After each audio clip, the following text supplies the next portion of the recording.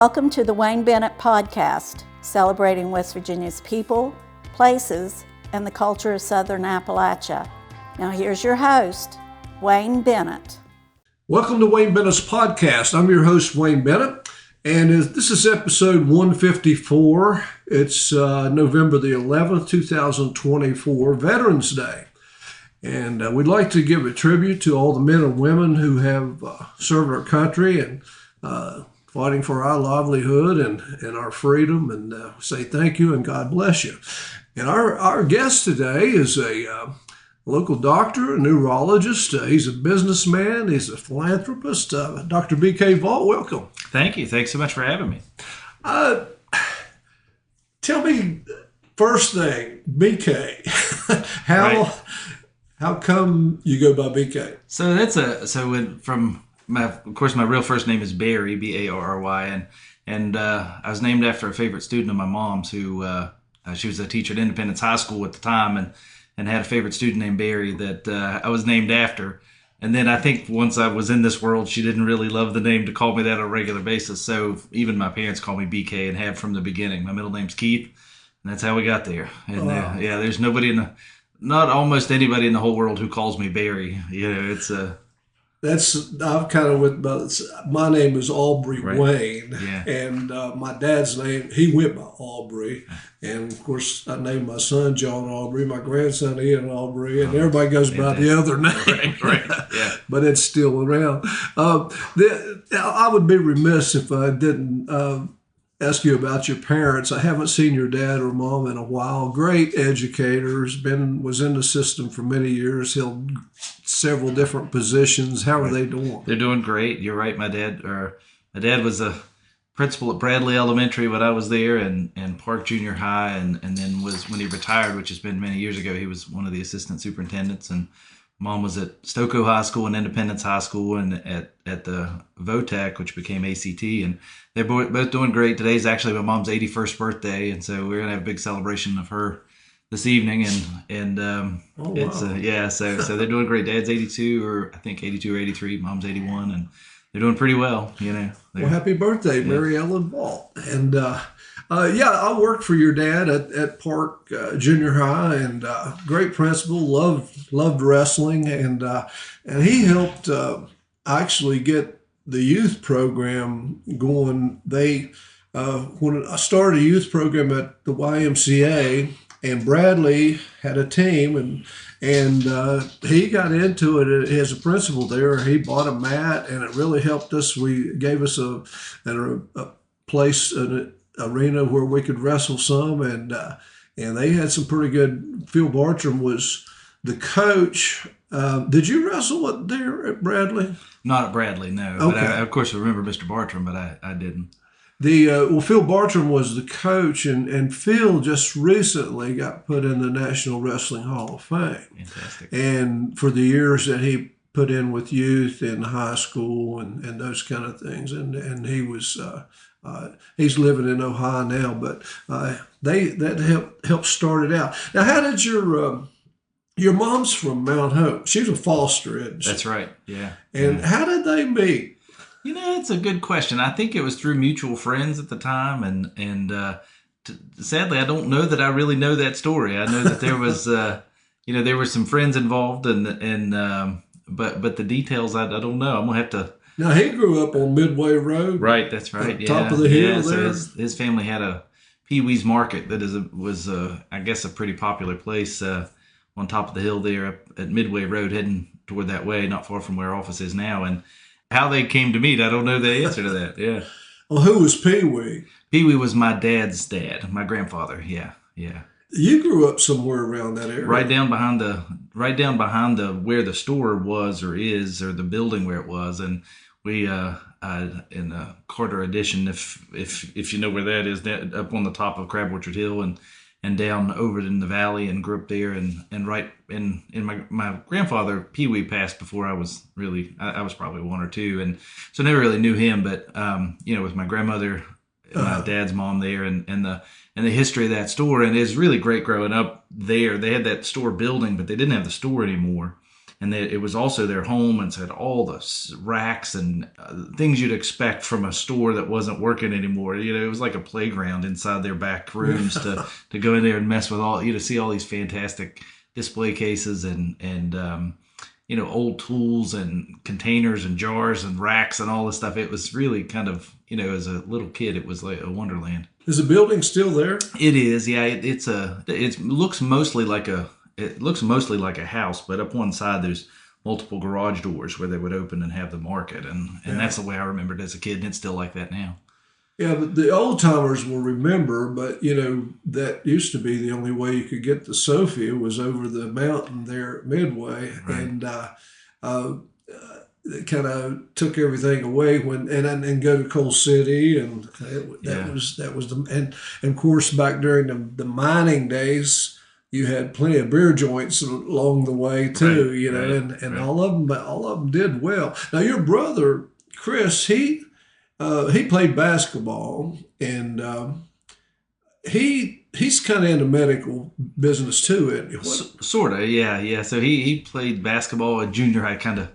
That was his, and then played baseball through high school, and he was probably a better baseball athlete than basketball, and went on to pharmacy school at West Virginia University, and then came back home and worked in pharmacy for a while, but then caught the entrepreneurial bug, and he has several lines of business and has been very successful. Some of it is medically related, some of it is not so, is in other fields, but he's been very successful. Did you play sports when you were younger, like in elementary school? Yeah, I was on the Bradley Elementary basketball team. The problem was I was 5th grade. I was the tallest kid in my class and never grew another inch after that. So my basketball career peaked in 5th grade, and then went out for football at Park and started to wrestle at Park, and then on to high school. I was on. I'll say I like to say I played football, but I was on the team at junior year, and that was all the football I played there. And I played baseball through high school, and that was a lot of fun, and enjoyed that. Now, when you were at Park playing football and wrestling, that was a tough bunch of guys that went through at that time. That's right. They were Scott West and Zuki Boyd. Right. That bunch were a little older, and right. then you were there with John True and Simpella and Streets of Rat, Dirk Snuffer, oh man, those were some great kids to coach, and they all had they didn't like to lose. That's for sure. But you adapted. You had to survive. Right. And some of the practices were tougher than the ball games were. Yeah. And there were times when we had guys like Andy Bettis and them guys. There were times we just wouldn't hit because we didn't want to hurt each other in practice, and so we would save it. They were really hungry when the ball games started. We had 3 good years that you were there. Yeah, it was. And the wrestling team was. We had a streak at one time, which is not as much now, but back then when they wrestled a lot of duels and stuff, I think we had a streak of like 60 or 70 in a row without losing and those kind of things. Well, you also, when you were at Park had an older, mature staff. There were some excellent teachers, Pam Moore, Quincy Madison, John Oakes, guys like that. What about at Woodrow? What any teachers that stand out? I mean, I don't want you to put you on a spot. No. I mean, I think that you think of Ken Lilly, who's the math teacher and kind of he was a one of a kind individual, but lived and breathed math, and taking calculus and those sort of advanced math classes from him. It was an immersive situation. He was really kind of stands out as being. He used the phrase, he wants to turn you into a math hound, and he did everything he could do to do that.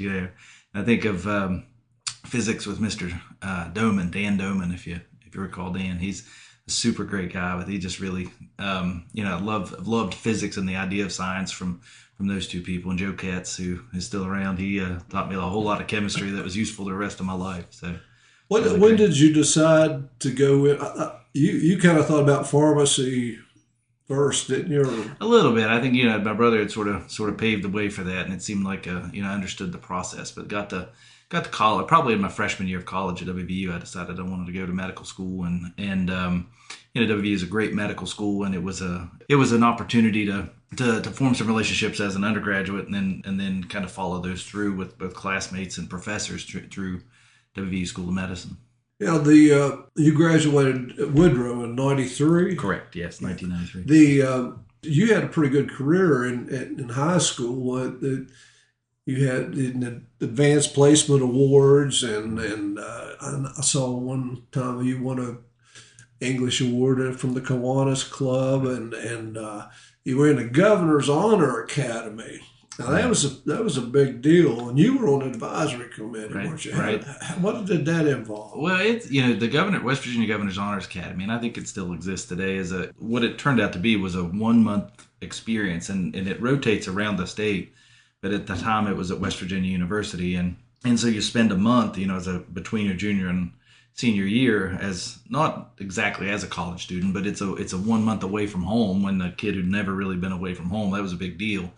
And take some classes and do some fun things, and that was a great experience. I made a lot of friends around the state, and met some people that I still today can run into, and a couple buddies I went to medical school with that were in that same experience. And during that, there was an opportunity to be, I guess, selected by your peers in the group. And if I recall, was there 100 kids in the whole program, but 2 people, a boy and a girl, were selected to be ambassadors to spread the word about it going forward, and do some advisory work as far as how to make it better and that sort of stuff. So it was a great opportunity, and it really, as a kid from Crab Orchard, to get out and sort of see the world and be involved in these things that are even bigger than hometown was a look into seeing the whole world and what's out there. Mm-hmm. Now, do they still have a Governor's Academy? As far as I know, they do. Yeah, I think, and it's still a great honor. I have not kept up with the program anyway, but certainly some of my classmates that were in the same program. But I think it is. I think they do, and I think it still rotates around the state. It's probably changed in form in some way, but I don't know. What kind of music did you listen to in high school? Oh gosh, I had the distinct pleasure of being near the heyday of Nirvana and Metallica, and I remember having those 2 cassette tapes, rolling in my Suzuki. We listen to now. Oh gosh, so now I think probably I like sort of the new edges of country, like Tyler Childers and Zach Bryan, and I've been sometime in my medical school career, I got to be buddies with a guy he's a family doctor and psychiatrist in Kaiser, West Virginia, who is an amazing guitarist, and he got me into guitars. And so with coming with the idea of being into guitars, you get into blues music and maybe more metal, not metal exactly, but hard rock kind of stuff that I would not have necessarily been exposed to. And so those are still things that I listen to a lot. Do you play anything? Well, I've a little bit of I like to call myself a little bit of a collector of guitars, but there's a broad range of what that can mean. but I enjoy guitars a lot. I love the history of them and the all of the trappings that go along with that. And so I do play, but not very well. And I would never play in front of anybody besides my poor suffering family. But that's kind of I used to play a little. And actually, in the old days, I was in a couple bands, but we played a few homecoming dances and stuff like that. Nobody was old enough to play in bars or anything, and then, but I was fortunate enough. A couple of guys that I played with were very good, and they went on and become great, But I haven't now. I've kind of lost the ear, and I don't even have a guitar. I donated a guitar last year to the guitar club of Beckley Stratton, and so they got it. They probably threw it away, but I still appreciate good. I got a nephew and a couple relatives that play quite a bit. Why neurology? Why did you go into that? In medical school, at least, the neurosciences part of the curriculum was pretty difficult, and it was really felt like it was all challenging. But that was even a little more challenging than the rest of it, which I think that I enjoyed the challenge of understanding it, and then once I understood it, it seemed like, gosh, this is so interesting and so amazing. And then, a year or two later is when you make the choice of choosing your medical specialty, and there's it's sort of a sad story, but it really is what the night that I decided that I wanted to become a neurologist. There was a patient who came in to the ER at Ruby Memorial at West Virginia University who had a stroke, and the symptoms of her stroke were so peculiar that it was so fascinating to me that I thought, this is the thing I want to do, because it was very distressing to the family, and I enjoyed the aspect of sort of trying to help them understand and what was going on and working through it. And then what was happening to the patient also was so interesting, and trying to help her improve and see her through that journey, and then, hopefully work toward preventing those sorts of things for others in the future. Now, you help people with Parkinson's, ALS. Correct, right, yeah. And what causes Parkinson's? Yeah, so Parkinson's is really a complicated issue, and I think it's important to say that when I started my practice here, which has been 18 years ago now, I've been shocked by how much or how many people have Parkinson's. It's a very common problem, and I don't know if that's particular to this area, but one of the theories of Parkinson's, so there's not one cause of Parkinson's, but there is certainly environmental exposures that we've learned through the years that can contribute to Parkinson's. So there's certain classic stories like welders who are exposed to a lot of manganese smoke or fumes. Somehow that triggers Parkinson's. Speaking of Veterans Day, in the veteran population, exposure to Agent Orange has been linked to development of Parkinson's disease, and so presumably there's would be many things come together to cause Parkinson's, but there may be some environmental contribution to that, and that, to me, that's why maybe it's more common in this area, or I feel like it's more common. I don't have any information to say that certainly maybe it's that common everywhere. Just it was striking to me that there was so much Parkinson's disease in our area. Also, Alzheimer's and dementia, which there's getting more print every day. Right. And I don't know the numbers either, but it just seems like more and more people are getting that. And it's one of those type of diseases. It's just like the family dies too. I mean, when this patient gets to a point they can't recognize you, or and can't function. Have there been any major advancements here lately with? Well, with Alzheimer's disease, there have been in the last 3 years or so treatments aimed at reversing one of the components that causes Alzheimer's disease. Well, when I say causes Alzheimer's disease, but we use those treatments. They're new infusion medications. There's 2 available now that have been. One's been around about 18 months. The other's been around about 3 or 4 months. And their aim is to slow the progression of Alzheimer's disease. And they work by removing something called beta amyloid. If you hear people talk about Alzheimer's, they often refer to plaques. You have plaques in your brain. This actually takes the plaques, and you can show this on PET scan, which is a radio imaging study. PET scan, that it takes that plaque out of the brain. Now, and particularly one of the drugs does a great job at showing that you've completely removed all the plaques, but that doesn't solve the problem. So there's some controversy about whether the plaques are the problem or the plaques are just a bystander of it. But there are some new treatments, and so there are, that's better than what we've had as far as something to slow the progression, and it's hopeful. Those medications carry meaningful risks. I mean, they can be very risky medications, and there's potential for bad side effects. But it is something that's hopeful. Do you work closely with like neurosurgeons? Well, our typical interface with neurosurgery is more typically related to spine problems. So I think that's if somebody comes in, we identify a spine problem or that needs surgical correction, we'll send them, for better. We have a great working relationship with the folks in Charleston. There's not any neurosurgeons per se in Beckley. There's a fantastic spine surgeon who's an orthopedic surgeon who's great. We use a lot. Also, if we detect some incidental finding on MRI scan, like an aneurysm or something like that, that's the neurosurgeon's domain, and we'll send them up the road to those folks. Now, I read somewhere that because of neurologists dealing with chronic and progressive diseases, there's a little higher burnout Yes. with neurologists than Right. some of the other medical. Yeah, I think that's true. And there's been, I think there's a lot of logical reasons, I think, why that would be the case. Like, you're dealing with a lot of chronic illness that that are relentlessly progressive and not necessarily treatable.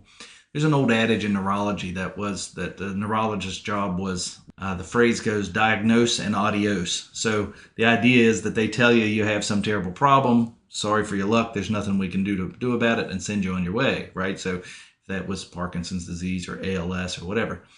But, fast forward now, there's so many great treatments that there's still an element of that because many of these conditions are difficult to treat. I mean, but there are things you can do. And I think my perspective on this is that when you're dealing with a person who has a neurological problem, there's a lot of aspects to their lives that are not just the neurological problem, right? So people with Parkinson's disease you treat the Parkinson's disease, but I think that, you try to maximize the other aspects of their life to say, we've got this problem. I want you to be okay with it. We're going to be okay with it. We're going to work you through it and do the best we can. And I think, at least from a personal perspective, that's helped me at least avoid some of that feeling of I guess, hopelessness that leads to what they call burnout, which, I still love going to work every day and love seeing my patients and figuring out problems and figuring out ways to help. And so thankfully I've dodged that particular condition that affects a lot of neurologists, but it's certainly understandable why it happens. Now, you graduated from pre-med from WVU in 97, I think. Correct, yes. Then medical school in 2001. Right. And then you had to do, we call it intern at Cincinnati. That's and right. Duke and right. University of Virginia. Those are all. Yeah, great institutions. I had finished medical school at West Virginia University, and the way neurology a little different than other specialties. You do 1 year of internal medicine, which is normal sort of normal medical care of adults. And so I went to the University of Cincinnati and did my internship there for 1 year, and then my neurology residency, it's called, because you're the resident physician in the hospital, was 3 years, and that was at University of Virginia in Charlottesville.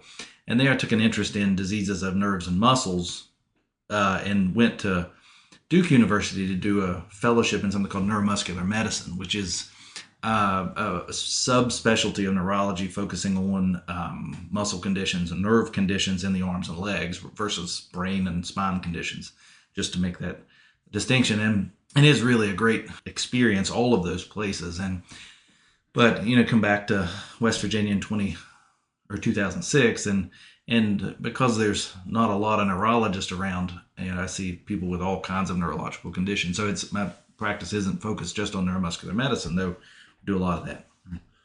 So were you set on coming back to Beckley area from the beginning, or? Well, no, not exactly. I think that it sounds like this sounds like a made up story, but it's true that we'd had a few patients who were transferred out of Beckley to UVA when I was there, that probably if there had been more neurologists in the area, they wouldn't have had to have been moved over there, where they're away from their family and it's owners travel on the family and so forth.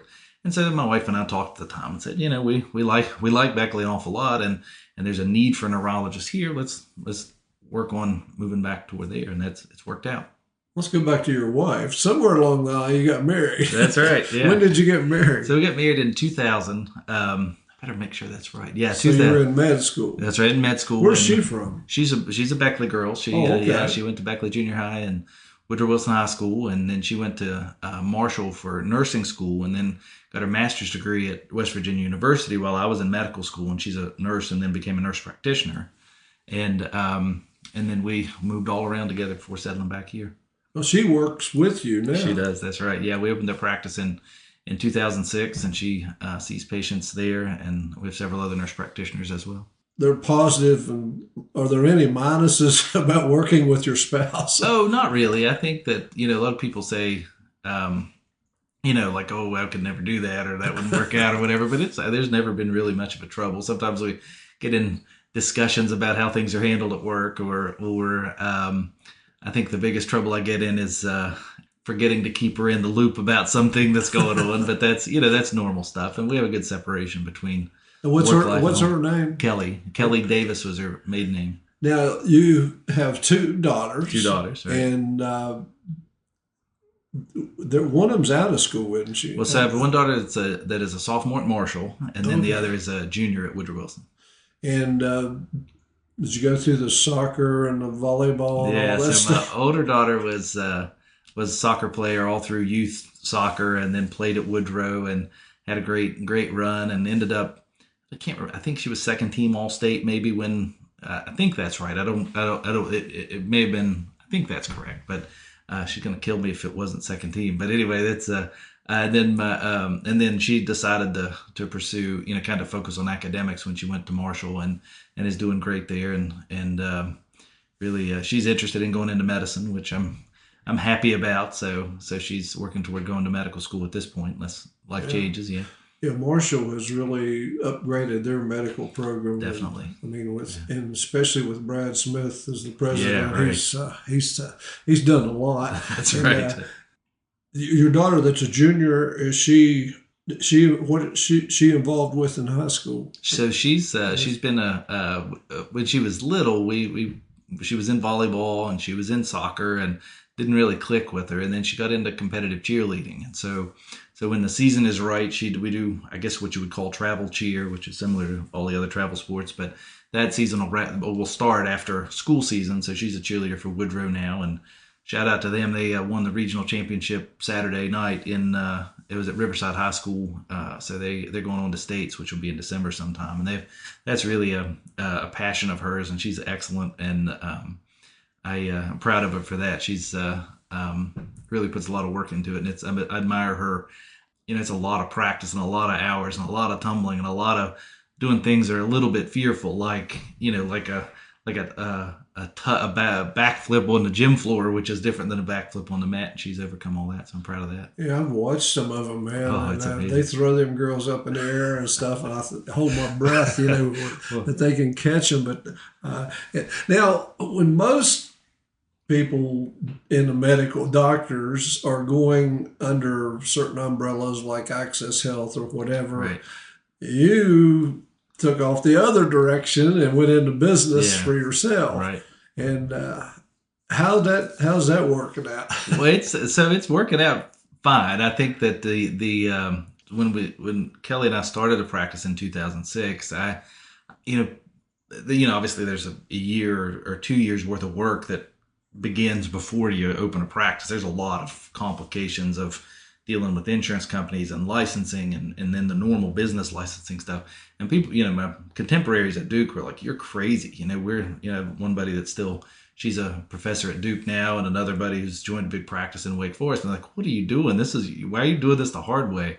But it's really been, I wouldn't have it any other way. We've had the opportunity to craft the practice the way we want to, or I'm able to have the flexibility to do things the way I want to do it, and make decisions based on what's best for our patients and what's best to take care of people versus what other influences would be on that. And that's been and I think after being in this 18 years, it would be hard to do it any other way. To be able to take care of people the way we want to do it, not how some big business, whoever that is, tells us. And there's really been a disturbing trend in medicine where it's being run by business. The old model was that it was run by the doctors, whether it's hospitals run by doctors or practices run by doctors. And now it's going to be so much run by the business people that it's hopefully I think all of these things kind of cycle through, but opening a practice on our own and avoiding those kinds of things has been all good. It does add an extra layer of stress to run the business. We have nearly 30 employees with our practice, and so it's a big business, even with the How many employees do you have? Around 30. There's the number kind of fluctuates depending on seasonality and who's where, but that's maybe between 25 and 30. Now, you bought the old Crab Orchard School, and which wasn't far from where you were raised, right?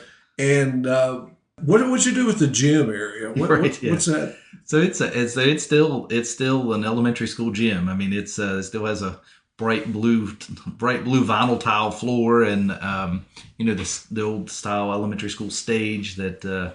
But we use it currently for rentals. It's a pretty steady rental business as far as for people with either volleyball practice, or probably the biggest segment is people who have for having like kids' birthday parties and that sort of stuff in there.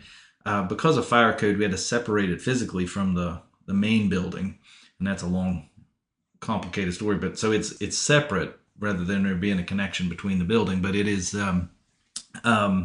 It's got a life of its own now as a rental business.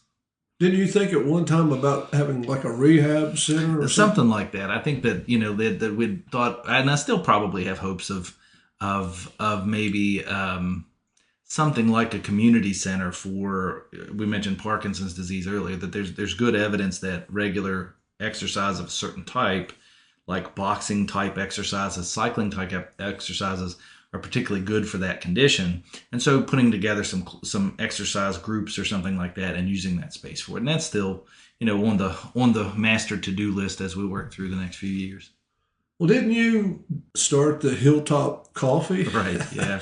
and that's doing pretty good. It is, yeah, it is. It's been, it started out, we had that building that was the school building is a 32,000 square foot building. It's a gigantic building. And as we worked out the clinic space and some rental space, there was maybe 1,000 square foot square of space. And I thought, what would be great is a coffee shop here. Back probably when I was at Charlottesville, I started roasting coffee my own. Back in the old days, there's these funny techniques, like you use an old fashioned popcorn popper, like the air popper that kind of looks like a spout.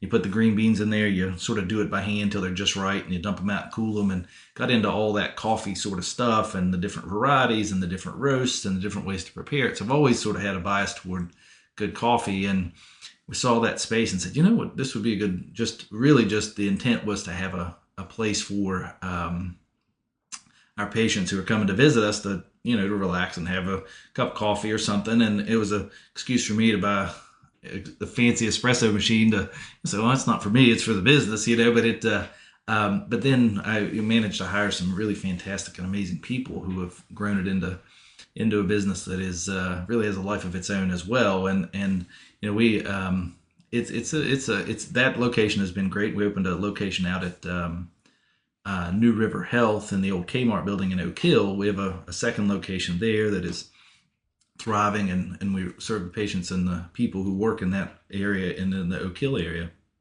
And then we run a coffee truck that goes to various events and those sorts of things. So I've seen that around. Yeah. Now, does Suzanne Wiseman still? Right. Yeah. So she's the mastermind for sure. She's a very creative person and energetic. I don't know where she gets all of her energy, but she's involved. I've seen some of her paintings and things like that. And she had a very funny, successful podcast for a while. I think they kind of tapered off a while because he probably got too busy. But I enjoyed listening to him. You had gourmet grazing or something in there at one time. So in the school kitchen. So there, if you imagine the elementary school gym was the gym, and then there was also the lunchroom for Crabwatch Elementary School. So there was that commercial kitchen that served the kids, that made school lunch. And so we intermittently will rent that out. And one of the renters along the way was Gourmet Grazing, and they've moved away but there's been a few renters in there that have used a commercial kitchen facility, which is but there's nobody in there currently. Do you had talked about opening a Wyoming County. Have you ever done that? So we, for the neurology practice, at least for a brief time, we rented a space from Tim Donatelli with the podiatrist to have a neurology practice closer to our friends in Wyoming County. So lots of patients from Wyoming County and down even from Logan and McDowell County that would hopefully make that a little closer for them. And it was a great venture. The problem was COVID hit, and everything got kind of haywire. And so about the same time we opened it, that was about the same time that we started this gigantic building in Crab Orchard and had all this clinic space there. So I said, okay, maybe the best thing to do now is to cease operation in Wyoming County and just move everything to Crab Orchard. But you still have hopes of one of my fantastic nurse practitioners actually lives in Huff Creek, if you know where Huff Creek is, in down near Man, West Virginia, down that way. And every few days she goes, what would be really nice is a clinic in Logan or a clinic in, so make her commute a little better. But so it's still on the radar, but no plans right now. Oh, in your spare time, you've been active with the Raleigh County Medical Society. I think you were president. Right. Are you still president? So I'm now considered past president. My term was up last Christmas, but. I'm sure you get hit a lot as far as all these teams and these charitable organizations. The local guys are usually the ones that get hit the most because places like Walmart and Kroger's and stuff, and they do give a lot, but sure. To get involved, to get inside and talk to a human being or whatever, it's very difficult. Why are you giving? Why do you give back? I know you get every charitable organization. What's your philosophy there? Well, I think that number one, that I had such a so youth sports in particular, and this is true for band and things that are and theater and those sort of things. But personally, youth sports growing up was a tremendous part of my life, and firsthand, I appreciate the work hard and get the results kind of attitude that a lot of that can foster. And I think being able to allow other, kids growing up to experience those sorts of opportunities, I see the importance of that. Because I think that on the other facet is that, I've had a lot of blessings in my life, the things that we've been able to accomplish and things that have come to me because of good fortune and good people around me, whether it's my parents or my wife or her family or whoever, that have really had a lot of support and a lot of people that help us, not so much financially, but support and encouragement and a safety net, so to speak, along the way. And I think kind of giving back or being in a position to give to youth sports and other community organizations is really a way to foster that for other people. Do you budget an amount every year, or just kind of play it by ear? A little of both. I think that there's always opportunities, whether it's through the Hilltop Coffee or through the practice or through the gym rental, to try to find a way to support, a advertising sign at the soccer field or football field or whatever, or these other opportunities. We try to make it work. Now, what would you do differently if you had is there anything that you would have done differently in your life? Gosh, that's a big question. I think that the answer is not a very practical answer. I think that it's more of a philosophical answer, that I'm by nature a person who worries a lot and stresses about things that never end up being stressed about. And then my daughter, who's in college, I told her, I said, one of the problems I remember about college and medical school is I felt like that I couldn't do anything besides study. My buddies would call and say, hey, we're going to go to Seneca Rocks or whatever and hike around. Do you want to go? No, I got to study. And then I'd fiddle around all day and not study until the evening time when they would have been back anyway, and so I think that would be is to get your work done, get everything squared away you're supposed to be, but also enjoy the good stuff. What about, you're 50 years old? I'll be 50 next summer, yeah. I'm 49. And I knew you was right around there. What's on your bucket list? Oh gosh, so I do proudly say that I don't expect that I'll ever retire. I don't at least at 49, I don't have an interest of saying I want to work till I'm 65 or whatever and then hang it up. Or I've got some buddies who had different life paths that they're talking retirement at 50 or 52, and I think, gosh, I don't know what I would do with myself. But I do enjoy music. I think that seeing live music as much as possible is one of the things I wish I did more of, and are probably on the bucket list. And that's probably the main thing. And I think probably just like us all is to see my kids be successful and happy adults who are making a difference in the world and doing great things. Are you well traveled?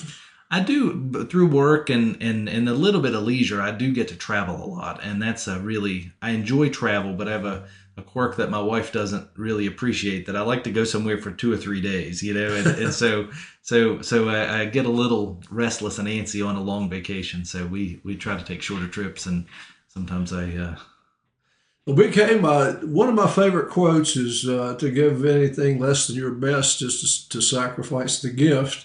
And you haven't sacrificed the gift. You're doing a great job, and look forward to see what you got in the future. And anytime you want to come back and talk to us, I'd love to have you. I appreciate that. I've enjoyed it a lot. Anybody else out there that would like to be on our program, we'll get you on here, and just contact me at awbennett50@gmail.com. And remember, until then, if you're not dead yet, you're not done yet. God bless you.